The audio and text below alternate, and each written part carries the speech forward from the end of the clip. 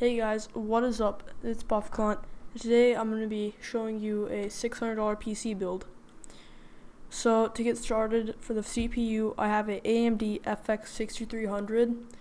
It's 3.5 gigahertz and it's a 6-core processor. Now a lot of people go for the i3, but I disagree because the AMD FX 6300 has 6 cores, while the i3 is a dual core, and it can play games just fine.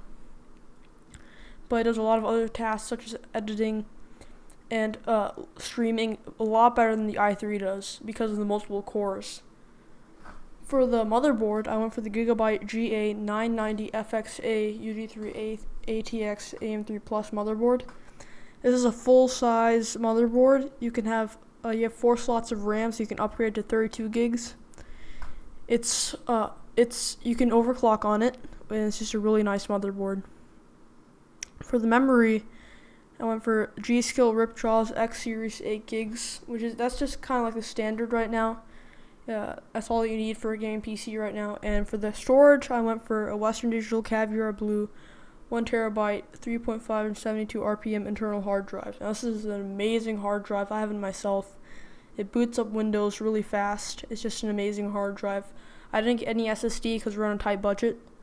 For the video card, I went for the GTX 960 2GB Super SC ACX 2.0 Plus video card. This is an amazing video card. You can play every game at 1080p on high to ultra settings.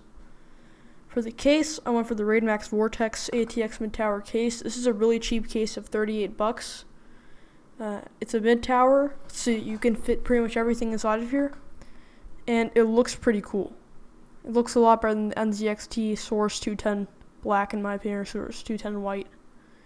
For the power supply, I went for the Corsair CX600.